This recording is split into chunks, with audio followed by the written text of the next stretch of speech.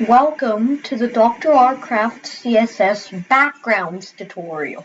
The CSS background properties allow you to control and change the color, image, repeating, attachment, and position of an element's background. Let's start with background colors. The background color property allows you to set the background color of an element. You can see the background color is currently a hex value. It can be a hex value like this, an RGB value like this, or just a predefined color name like this. Now the background color property does not work just for the body element. It works on any visible element. See, in this example, the background color is red for this H1 element. Now let's move on to background images. The background image property specifies an image to be used for the background. And then, as a value, you submit the URL or location of the file. Now, as you can see, the image we used in that previous example is actually quite small, but in that example, the image has been repeated both horizontally and vertically. Be careful when setting an image as a background. Some images can make the text on top of it almost unreadable. As you can see with this image, the text is pretty hard to read. Let's try with a completely new image. As you can see, this is a gradient image that looks a little bit weird when repeated both horizontally and vertically. But there is a way to change the repeat function by using the background repeat property. So we set the background repeat to repeat X.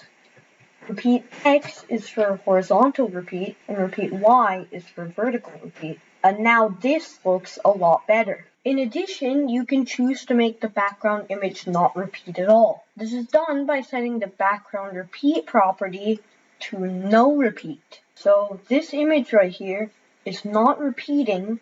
However, the image is disturbing this text right over here.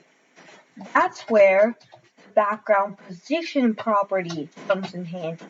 The background position property, you can change where the background image is positioned on the page. So, make the background appear on the top right corner. This looks a little bit better, but when you zoom the page, the image can still disturb the text. So let's add a margin to the right side. Now that is a little bit much, so let's try lowering the pixel size. Now the text will never be disturbed by the image. Now let's increase the height of the page. As you can see, a scroll bar now appears, but the image scrolls with the rest of the page. To keep the background image fixed, then you use the background attachment property. It can be set to fixed, in which case background image is fixed and will not be affected when scrolling, or it can be set to scroll, and the image will scroll with the rest of the page again. And to shorten the code, it's also possible to put all the background properties into a single property. This is called a shorthand property, and it's simply called background. So instead of typing what we had at the start of this clip, we could instead type this. It would work the exact same way.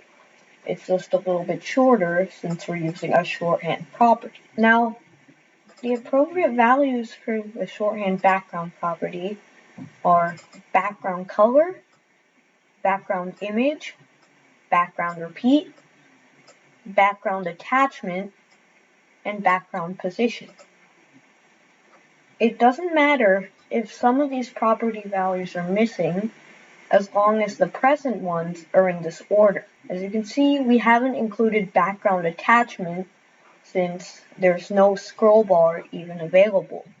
This concludes the tutorial for CSS backgrounds. Thank you very much for watching.